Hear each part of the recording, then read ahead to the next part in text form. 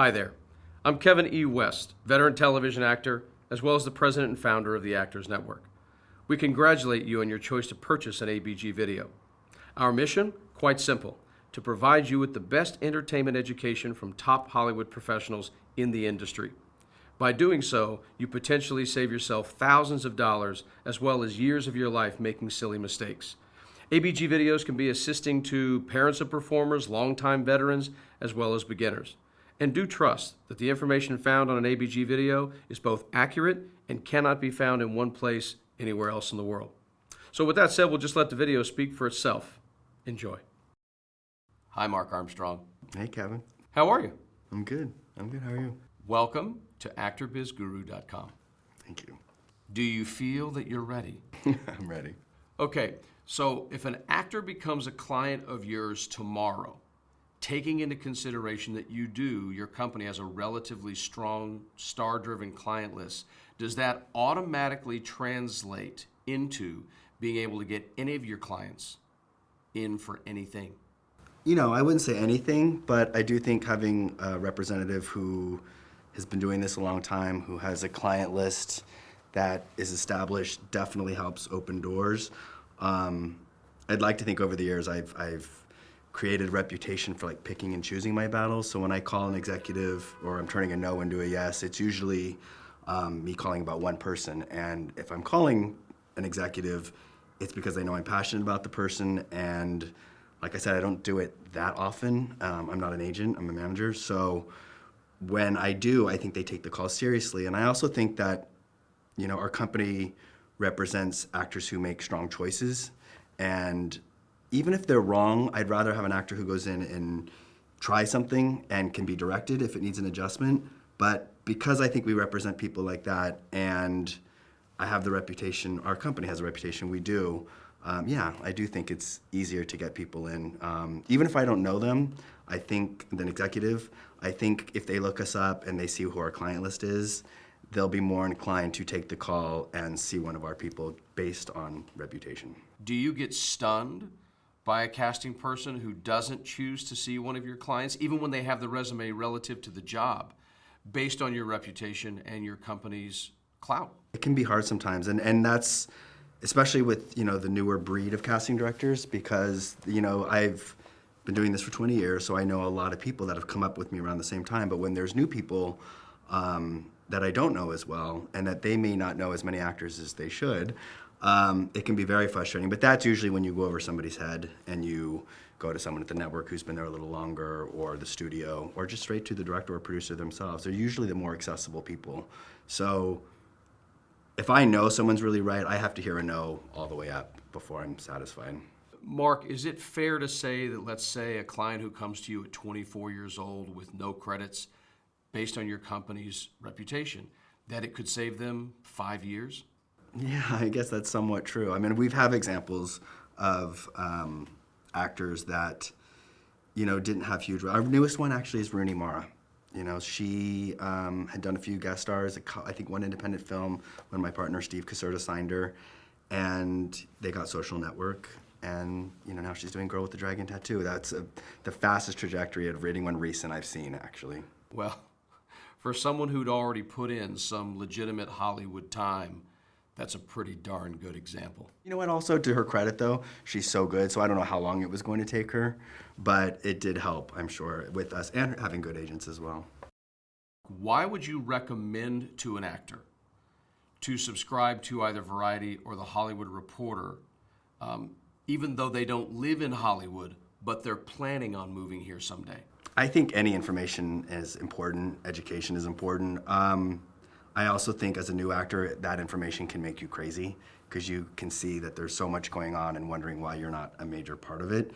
That being said, I think there are other ways to get that information than The Hollywood Reporter or Variety. There's something now called Deadline Hollywood that Nikki Fink has completely changed the business and how quickly information gets out.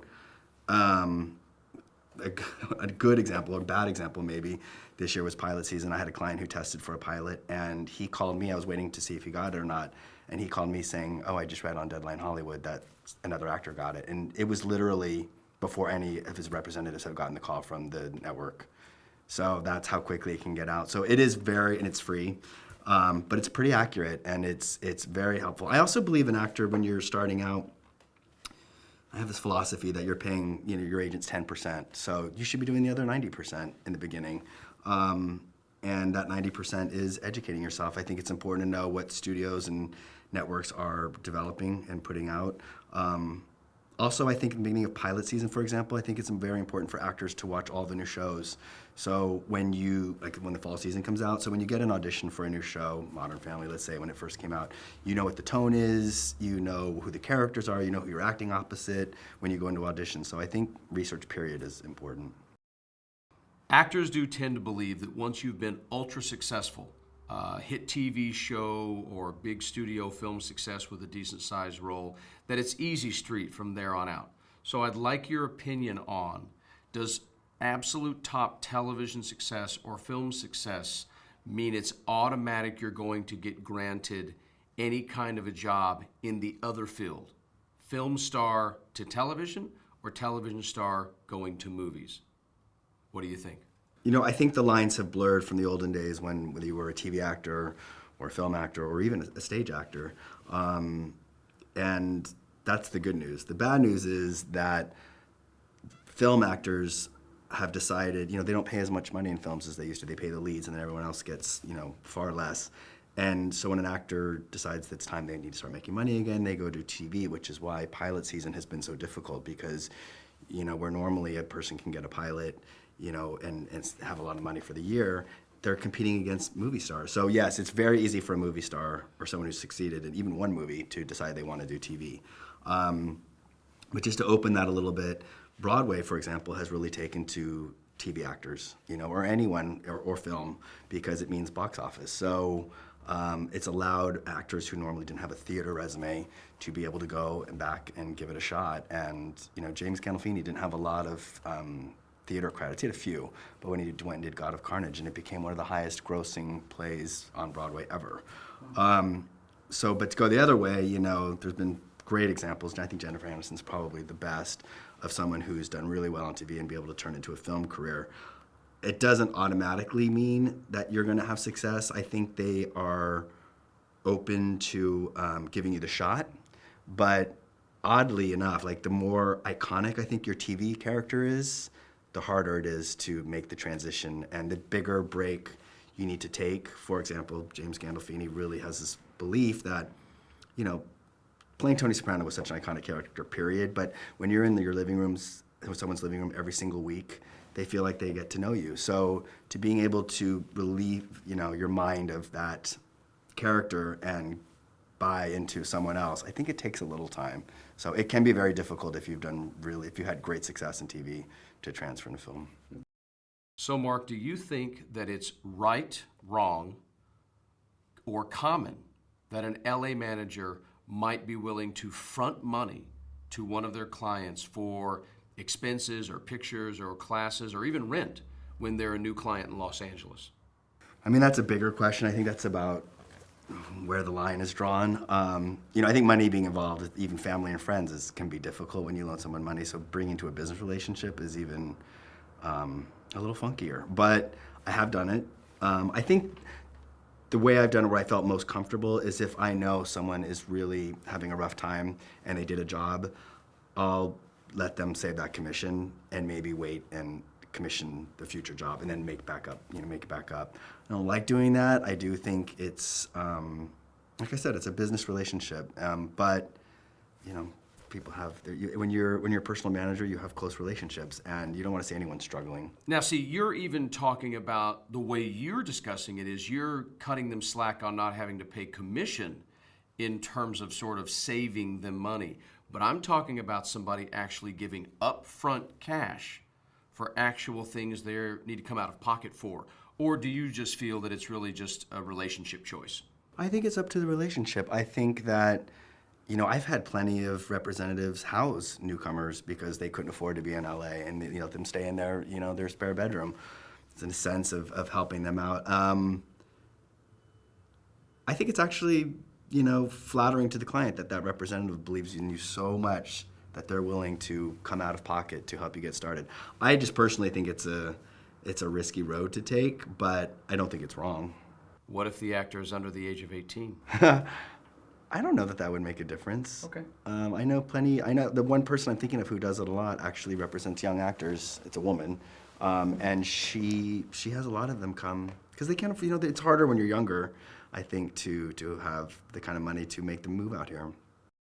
Would you, do you, or have you specifically made the effort to plot and plan to be in a location at a certain time to make sure that you engage a studio exec or a producer or director in the effort of sort of networking for the future interest of your client and or for your company? Yeah, I have done it actually. I believe there's a time and place for everything, and you don't want to. It's almost like when an actor goes to Sundance and they don't have a film there, or the upfronts and they don't have a TV show because they know every exec's going to be there, and that's fine until that person comes and asks you, "Oh, what do you have here?" Then I think you look. There's a word that comes to mind that I won't say, but I don't think it's very professional, and I think you look like a wannabe actually. So for me to go and do that, it's sort of the same philosophy. But that being said, I do believe my latest example is Boardwalk Empire. I was in New York. I don't have anyone on the show. I have a great relationship with HBO. But I thought it was a good reason to go to bring a lot of my New York clients that were there because they don't get a chance to meet the LA executives. I had someone who was on Broadway. So it was fun to bring them out and introduce them to everyone, and strictly introductions. Like I'm not going to sit there and pitch somebody at a party like that, but I do believe it's a good place to plant seeds. And what happens is then I can say, hey, so-and-so, remember when you met my client at Boardwalk Empire? I need them, he's really right for this, and use that relationship and that introduction later on. Right. But what about Mark Armstrong plotting and planning to be someplace to run into someone he doesn't know? I've never done that, I don't think, for my own personal gain. I'd rather just call him at the office on Monday and do it that way and hope it's based on work that I've put in over the years and reputation that I've built. Okay, so you're relatively successful, and still kind of a relatively young man. So I'm just kind of curious what drives you every day, and if I were to ask you where you saw yourself as a manager 5 years from now, what would the answer be? I mean, I look forward to work every day. I don't even know what else I would do. I think because every day is different. And, for as many names as we have and built, I think that's the key is development too. It's still, for as many times as we have to tell people they didn't get a job, which, is as frustrating for us sometimes, and we go through the same emotional roller coaster. But when you get to tell that one big yes, it makes up for the weeks of no's or months of no's. And telling that actor that they got a job that's about to change their life, in turn changes my life a little bit. It creates validation for you having good taste, finding the right job for your person. So each of those moments make me come to work every day. Where I'll be in 5 years, I hope the same place with even more successful clients. But what's been new for me recently is development and producing. Not producing for our actor clients, like we have a development deal with James Gandolfini at HBO. So, we're looking for his new series. We're producing Hemingway and Gellhorn right now with Clive Owen and Nicole Kidman that we actually developed for him. That's a good example, exactly. We developed that for like 6 years for Jim. And when it finally was ready to go, he ultimately didn't think he was as right for the part as someone like Clive Owen would be opposite Nicole Kidman. So he pulled out and just produced it. And yeah, so that part's been new. It's a much slower process for me. I mean, actor process is pretty quick. They audition, they get the part, you negotiate the deal, they shoot it, and you just wait for it to come out. Development is a whole new process of meeting writers and choosing a writer, then going through the outline and the drafts, and then finally getting, and then hopefully they choose to make it, and then you go through the actual normal casting process. But yeah, so I hope to do a little bit more of that, but my heart is in representing actors. Personal managers sort of have a stigma attached to them because of the word personal.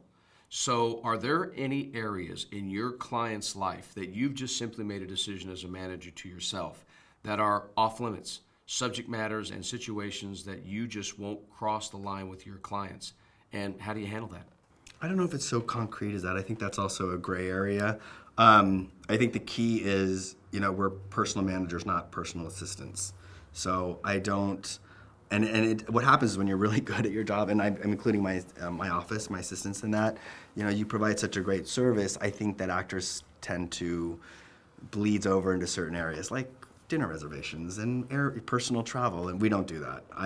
If I hear my assistant doing that, if it's maybe really slow and someone's in a bind, I will allow it to happen. But I think when you start to provide that kind of service, it's easy to be taken advantage of. But then if someone needs theater tickets or concerts, I do that all the time because I have those connections. I'm going to get them house seats for theater and hopefully for concerts. So, it depends. I don't want anyone to be taking advantage of my assistant or me. And, that goes the same with, I have a cell phone rule. I give my cell phone out, of course, to every client. But once you abuse it, we'll have a little talking. Like, if you're here about a project on a Saturday night, call me on Monday. Don't call my cell phone on Saturday and say, hey, I heard about this, can you get me in? Because if I can't do anything about it right then, I need to have a personal life as well. Well, then that's your answer, because there's a big difference, Mark, between you guys having the clout to get someone theater comp tickets on Broadway versus, hey, Mark, book my flight home to Cleveland. But it's weird. It's almost like every actor, I think, starts to... It's like when the more successful you become, the more they do for you on a set. What do you want in your dressing room? I just think you get used to being treated a certain way. But, like I said, there are lines, and I think that, my job is to get you work. And it is other stuff, too, of course. But it's got to have a line, and yeah, that's what personal assistants are for. And I'd be happy to refer you somebody. That I will do. Okay, so you have two partners that are also managers. So when it comes to deciding on clients, is it a company brand choice as a group, or do you just guys all sort of work mutually exclusive with your client list under one roof? Actually, it's not just the three partners. We include there's 3 partners and 5 managers, and even the other 2 managers have a say on who we sign. I'm sure we have a little bit more influence if it's someone we really like. But yeah, the brand is that we represent actors, trained, real actors, as opposed to, I don't know, flavors of the month or I don't know, someone who just decided they wanted to give it a shot and they happen to be really beautiful. Like, we're not known for that. I think we're known for people coming out of acting programs, and we're just serious about the craft. So yes, we do all have to agree. And we do share, though. Like, we don't share more than 2 as a point person, because I feel like management is a personal relationship, and people, you don't want 7 agents and 5 managers. But we have had a lot of success sharing clients with 2 managers. Usually, ultimately the client gravitates towards one, just because the way you talk about material, the way you handle situations, a certain temperament. So that means you guys have about 30 or 40 clients per manager. No. We have about 40 total, 45 total clients. Yeah, our list is really small. I point probably about 10, maybe. That, and 4 of them I share. Yeah, it's small. And that keeps you busy, believe it or not. So as a manager with several star clients, do you guys, as a group or even for yourself, ever discuss the concept of hip pocketing a new client, and or what would the circumstances be to do so? Our policy is we don't. Do we? One of our biggest clients right now was started as a hip pocket for my partner, Steve Caserta. And I won't say who that is. But yeah, I think it's risky. I think for actors who come to me and say, hey, CA or WME or whatever, the bigger places, there's a junior agent there that wants to hip pocket me. It's great because they have amazing information and total access to most rooms. But if you don't deliver quickly and make a certain splash and get amazing feedback, I just think you're lost. And I feel like that's a problem with hip pocket. It usually means someone's willing to give you a shot really quickly, make 2 calls, and if it doesn't happen right away, then you just sort of are forgotten about. So it's a policy we don't really like to do it. What would make me do it is if I came to a showcase or saw a play and I know someone's completely developmental or green, but man, they just blew me away, and I don't have anyone like them. I know that that would be a hard sell to the company to get all 5 people to sign off, but if I read something and I'm like, and there's no one that I personally point that I need to get in first, and it's like, wow, this person's very right, I will happily make a call. That's fun for me too, because like I said, it goes back to validating tastes, and there's something fun about seeing something fresh and recognizing it and being able to place it into the right role and being able to expose it and introduce it is a better word, I guess, too. Okay, Mark, actorbizguru.com is going to be seen all over the world by all different types of people.